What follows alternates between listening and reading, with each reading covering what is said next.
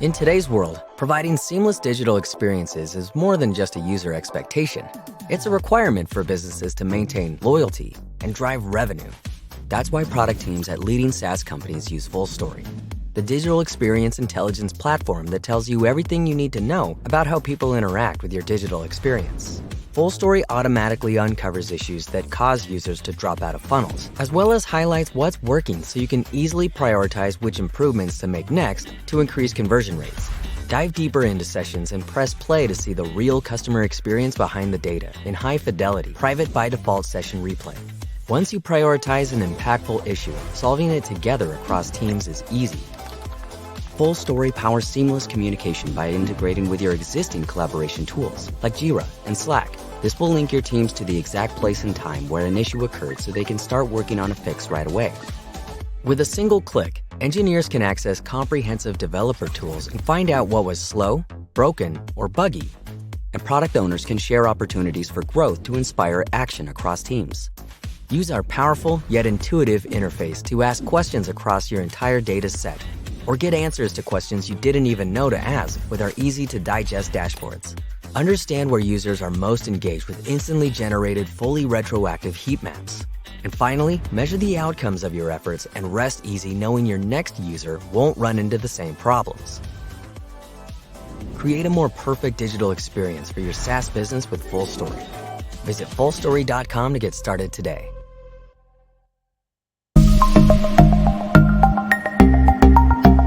Thanks for tuning in to the Product-Led Festival. We really hope you're enjoying the festival so far, because we've got even more insights heading your way. All sessions are designed to be interactive and give you the chance to engage with our speakers, so come ready to get involved with your questions and comments. For all things product-led growth, don't forget to check out the Product-Led Alliance memberships at productledalliance.com. Sit back and enjoy the next session.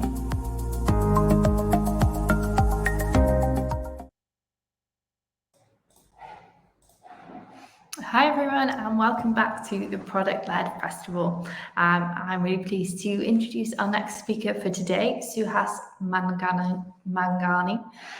who is Group Product Manager at Airbnb, who's going to be doing a presentation today on creating experiments at scale and the do's and don'ts. So over to you, Suhas.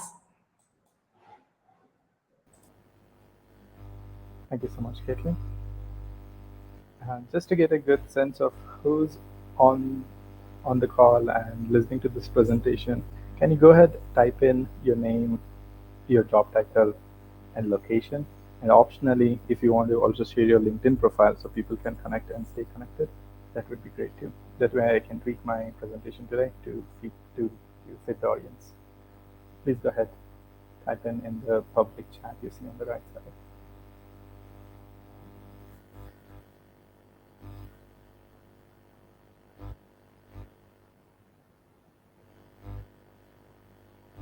Hey Richard, thank you so much for joining the presentation today.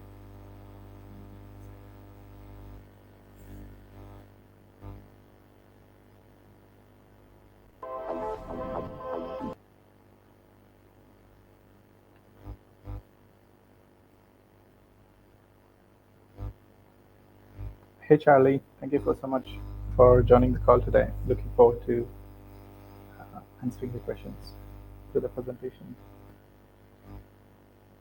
Hey Danny, thank you so much for joining the call. Looking forward to connect and answer questions later today.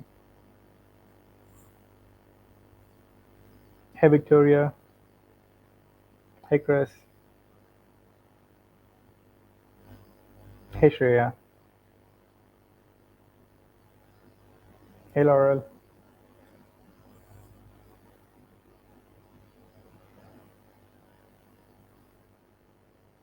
Okay. While rest of you start typing in and introducing yourself, I took a quick scan. Looks like we have product managers, designers, creative directors, and mostly from US and UK. So we can tweak the presentation as we need going forward. Cool. So welcome to today's presentation. The topic for now is experimenting at scale. Before I get to my side of the presentation. I only have 3 slides, so let's keep it very interactive. So you can interrupt me anytime, ask me any questions, and let's prioritize to go through those question and answers more than the slides. Otherwise, there are only 3 slides, so we can spend a lot of time doing Q&A. This is a little awkward, you typing in and me reading it out and then answering the question, but I think it should work fine for a large set of audience, so let's do that. Cool. So with that, let's begin. Experimenting at scale. Do you want to go ahead, type in the chat window what you understand or what it means to you from the point of view of experimenting, just the experimenting piece. Do go ahead, type in on what it means to you, and let's see how diverse opinions we have on the table.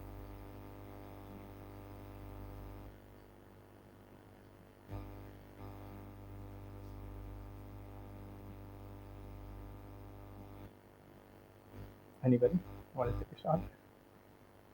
There's no wrong answers here. All are right answers.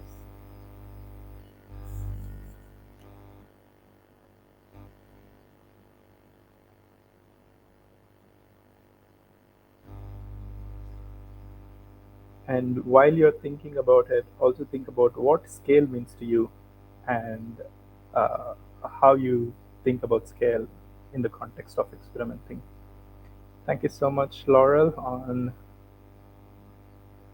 thoughts about experimenting. Makes sense. Hypothesis driven to gather data to confirm or disconfirm the hypothesis. Makes sense.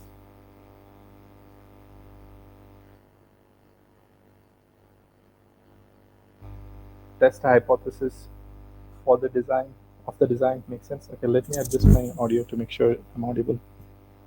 Feel free to interrupt me and tell me if I'm not coming through correctly, and I'll repeat myself. There's a slight buzz, I think, behind your audio. I don't know if it's to do with the connection of your headphones or, yeah. I think it's the fan. Let's see if this works. Oh, that's much better.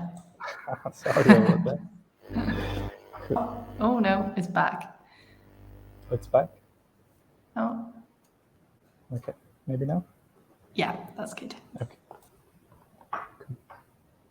Okay, test the hypothesis of the design. Makes sense. In the real world with real people. Makes sense. Your audio is not good. Hopefully this gets better. Okay, cool. All of those make sense.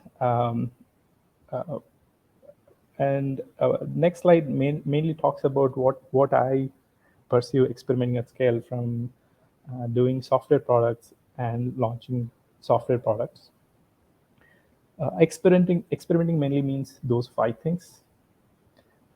You can call it A/B testing or testing treatment versus control, or you might also have heard about champion versus control, things like that. This is basically to test two things and see which one is better. The second one mainly talks about hypothesis testing. Hypothesis testing mainly to understand what's the cause and what's the effect, and then thereby have causal understanding of things. Success metrics, this is basically used for concluding an experiment, whether treatment 1 or a control 1. And if there's any trade-off analysis needs to be done, meaning our success metrics all look good, but it's coming at a cost of something that we don't want has an effect. How do we do trade-off of the negative impact of our experiment to that of the positive impact we want to deliver? The fourth one is make a launch decision. As part of experimenting, we basically are trying to decide on a launch or no launch decision for a product or a feature we're working on.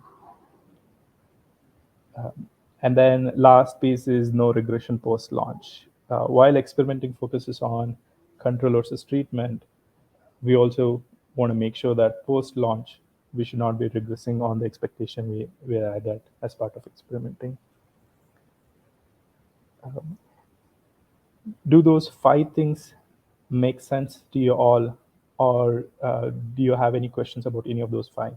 Or do you believe there is a sixth one that I missed and you want to share with the group? And Caitlin, quick check if my audio is okay now, or there is still disturbance. No, it sounds much better now. Okay, that's good. Cool. So please go ahead, type in if these five make sense, if you have any questions on any of these five, or if you want to go dive deeper on any of these five. And if you believe there is a sixth one that is worth sharing, please go ahead, do that.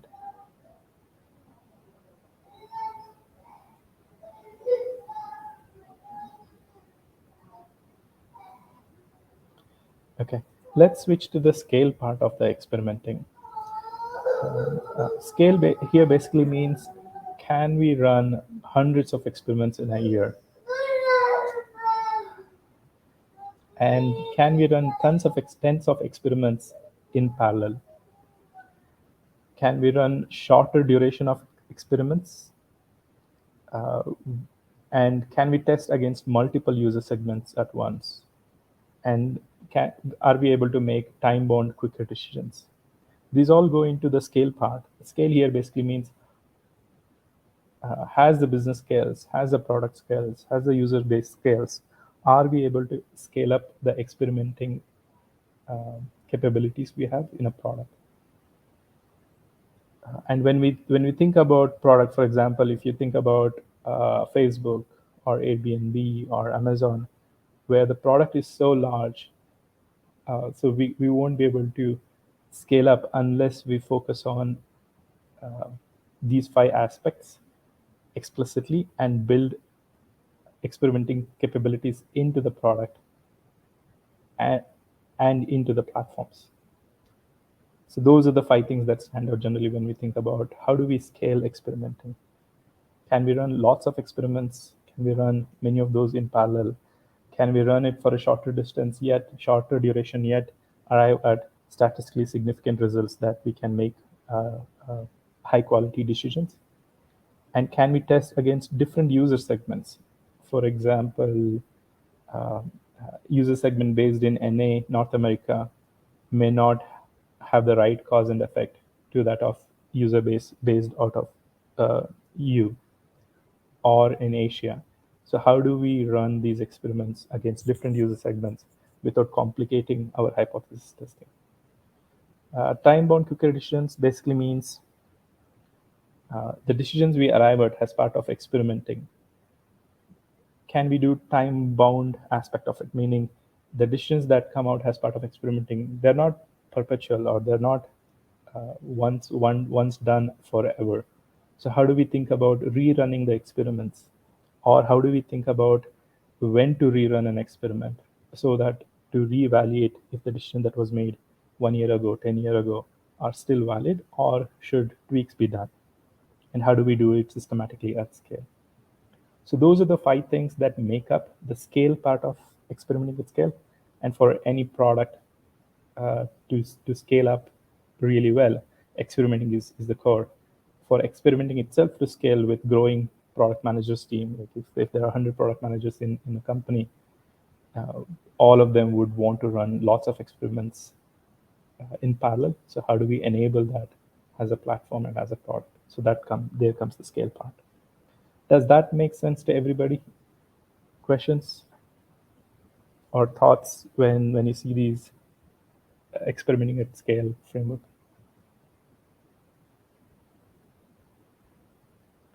Go ahead, type in your question if you have any.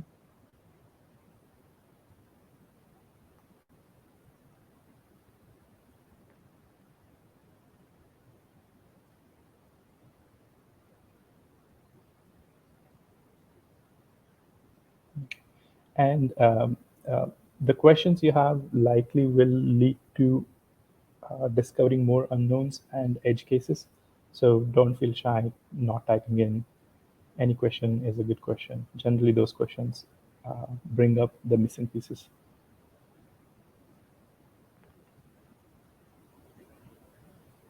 Okay, so let's get to the next slide, which is do's. What are the do's? Or like, what are the things that we should do deliberately and consciously for being successful in experimenting at scale? The ones on the left you see are for all, not specific to PMs. Like those are the things that everybody in the team should be aware of and be doing consciously. And the one on the right are the ones specific to PMs, product managers. When done right, would help the team be more successful, and product managers will be able to add unique value propositions that generally the rest of the team may not be able to bring to the table. So on the left, the three main things that one should definitely do as part of experimenting with scale is, first one is keep the hypothesis simple. Most often, creation of hypothesis itself is a most tedious task and has to be done with a lot of analysis upfront. So keeping it simple will help communicate what hypothesis you're trying to test to different people, different teams, without necessarily you being involved in every meeting trying to convey what your hypothesis is. So that way you can scale well, or the hypothesis that needs to be tested can scale well without repetitive meetings. Trying to keep it simple, like if this, then that kind of a hypothesis statement generally works. That is also often called causal hypothesis, meaning if there is this cause, then there is that effect. That generally can be simplified and said to if this, then that hypothesis statement. Do not use nested nor complex relational hypothesis. Nested hypothesis basically means if this, then that, after that, something else. Meaning, for example, if you pick up like a simple example of like a GPA and SAT scores performance of studying. So students, if students study for longer hours, then likely they will get better GPAs. That's a simpler hypothesis.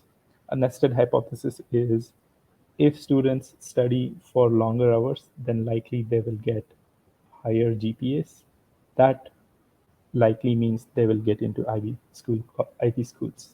So that's a nested statement or nested hypothesis where there is if, then, if, then.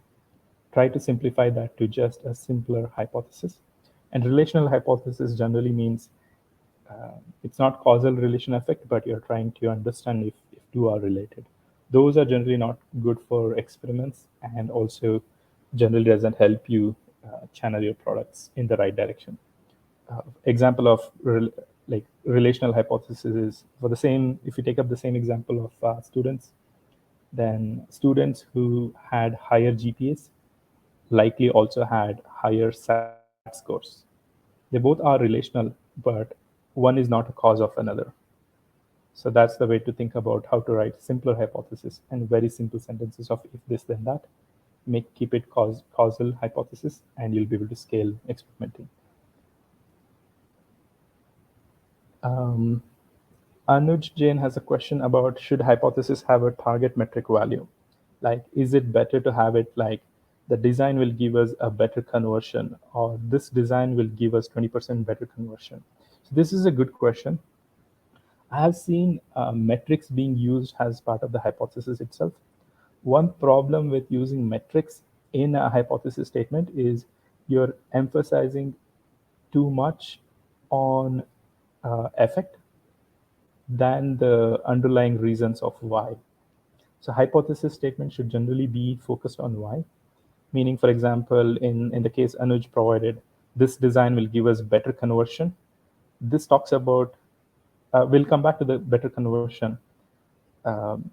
Whether you just use better conversion or you use a specific metric of 20% better conversion, it's still the same thing. Like you're trying to include what in your hypothesis. Instead, a simpler hypothesis for this would be, this design will make users see a button, like sign-in button, well, because of which they can complete the task, something like that, where you're not quantifying what that why is, hence you're not using better conversion. But later in the metrics definition on the success criteria, you can define conversion rate as one of the success metric. But hypothesis should focus on why and keep it simple, like cause and effect. For example, let's say this design conversion, we're talking about a sign-in experience. In that case, you can say replacing password with a OTP will enable more users to complete sign-in, or will unblock users who have forgotten passwords. Something that focuses on why will make the hypothesis more clear. Let me know, Anuj, if that made sense or if it was a bit ambiguous and requires a little more depth. So the second point is one hypothesis tested with one experiment. This is another criteria to scale up the experiments. Don't cram too many hypotheses in one experiment, but keep it simple with one hypothesis in one experiment. Then you'll be able to scale really well. Then rapid automated decision making. What this means is if each experiment takes quite some time just to make a decision whether we should launch it or not, then that won't help you scale up the experiments. You'll be limited by amount of time it takes to make a decision, thereby move on to the next experiment. So focus on rapidly automating this decision making for experiments. This is something that everybody should do on the team. The one on the right is specific to PMs. The first one is managing tech cost of experiments. Every experiment you run comes with a tech cost, meaning somebody needs to build something, somebody needs to design, somebody needs to send it to App Store and upgrade, and a whole bunch of those cycles. And everything is a tech cost. Higher the tech cost, you're basically trying to optimize opportunity cost. Should we experiment with this hypothesis or should we experiment with this other hypothesis? Thereby, you try to emphasize too much on which hypothesis is likely going to be a winner in terms of impact, thereby choosing just the ones that you have very high confidence that that hypothesis is going to pan out, thereby give you a business impact.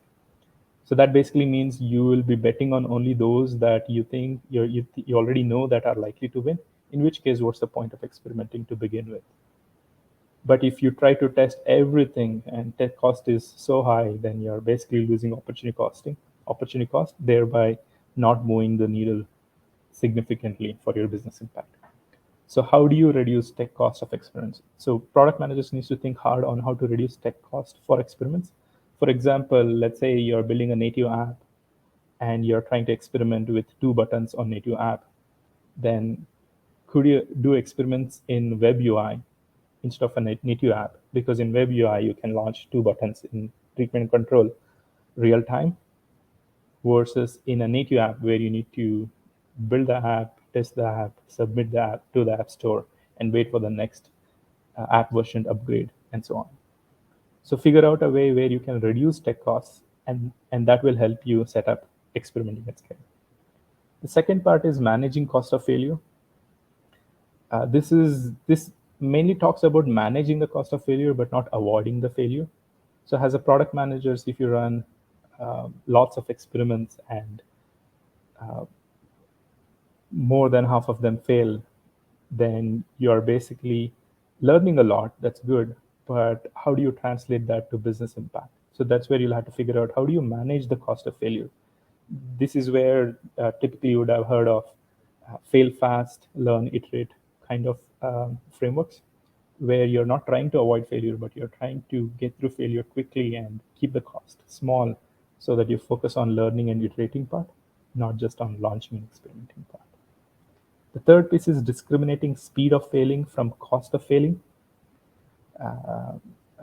This is where I tend to use like a 80-20 Pareto kind of a principle, where if I run 10 experiments and if 8 of them succeed, or if 8 of them go in the direction that I was hoping them to be, then if more than 8 happens, then it means that I'm only picking well-known bets. Thereby, my unknown, like what do I not know about the business, is only increasing. So that basically means there might be some opportunity out there that I'm totally unaware of, because I'm only experimenting with the things that I know are going to succeed, and I'm seeing that mostly are succeeding. At the same time, if more than 2 experiments I launch within 10 are failing, it means that I'm starting to invest more in just experiments that are not panning out, in which case I'm not moving the business needle, in which case my cost of failing is getting out of control.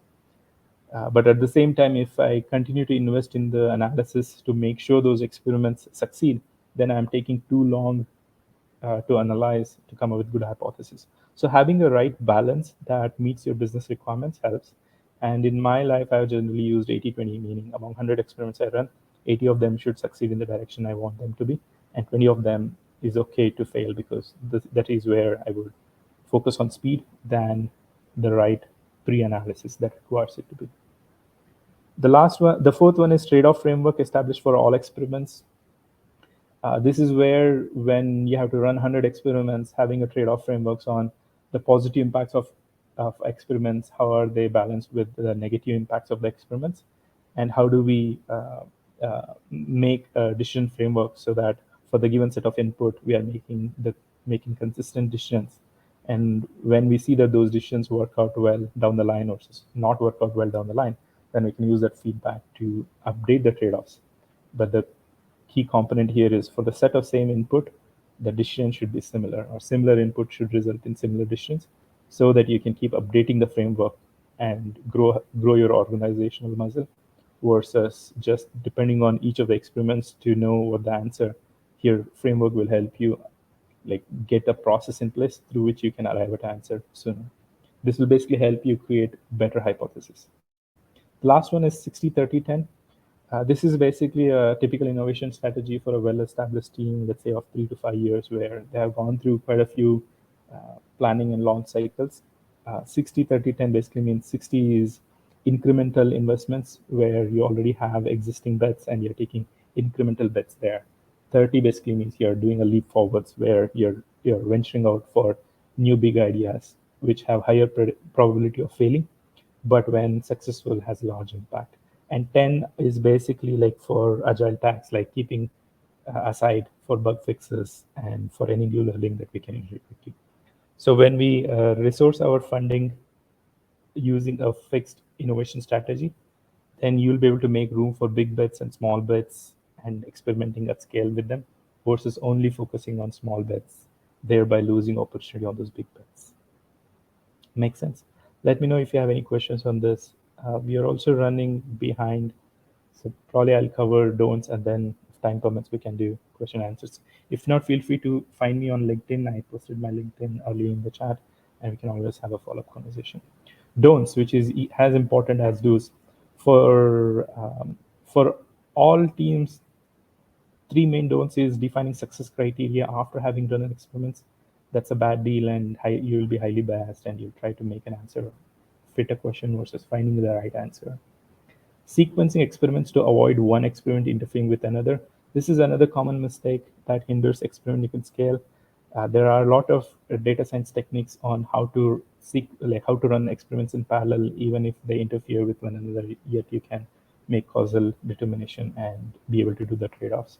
So do not try to force yourselves to sequence experiments. Instead, raise the bar for your DS team to figure out how to run experiments in parallel. The third one is using experiments for product quality assurance. This is also one of the common mistakes, where let's A/B test it, and if the product quality suffers in a treatment, we'll get to know. That generally puts your hypothesis testing at risk, because you're testing product quality, which may hinder your actual hypothesis. So do not use experiments for product quality assurances. What PMs can uniquely do in making sure these things are not practiced within your team, throwing everything at the wall and see what sticks. This generally means that you're not creating good hypothesis and you're just trying out whatever that comes your way. This basically takes away the opportunity cost you have, and thereby you may get 1 or 2 success, but then because it's not a structured approach, you won't be able to replicate that success. Not accounting for seasonality, especially in consumer marketplaces, there is quite a lot of seasonality. So when you experiment and how long you experiment and how you account for seasonality in your hypothesis stitching is also important. Often, if not thought about, then you can arrive at a wrong conclusion because you didn't think about seasonality. The third one is stopping at correlation but not establishing causation. Experiments often give you lots of data and metrics, which often helps, and as long as they're statistically significant because they're correlated, you may stop there and make a decision to launch versus establishing a causation on why that effect happened. If you establish causation for every experiments you run, thereby you'll be able to test the hypothesis, get that structure, and repeat that success over a longer period of time. This is where running 100 experiments in a year becomes easy and feasible. The fourth one is wanting to experiment everything. Even though PMs generally like to experiment with everything so as to define and so as to calculate the impact well, you don't have to experiment everything, especially when things take longer to mature or the impact is only seen 2 years from when you launch. It's not realistic to experiment for 2 years, run a treatment control for 2 years and wait. So that is where you can bring in product intuitions, define proxy metrics, proxy indicators, use that, and you don't have to experiment everything. If you have to experiment everything, then you won't be able to experiment at scale. The last one is not establishing decision-making hierarchy. This is also one of the problems why one won't be able to run 100 experiments a year, because there's no clear decision hierarchy. Everything goes to leadership or nothing goes to leadership. Thereby, leadership is not kept in loop. At the same time, people running these experiments don't know who should be making decisions looking at the results. So having this hierarchy well defined will help you scale up from 1 experiment a year to 100 experiments a year without causing organizational churn. So those are the don'ts. We are at time.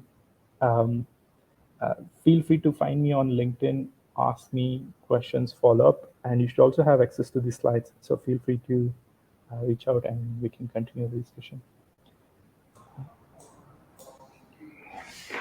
Thanks so much, Suhas. That was great. Yeah, unfortunately we are out of time, but if you do have any questions, like Suhas said, you can connect with him on LinkedIn or carry on the conversation on the PLA Slack channel as well. But yeah, thank you everyone for tuning in and for your comments and questions, and a big thank you to Suhas for the talk. We've got one more session to go, so stay with us. Hope to see you there.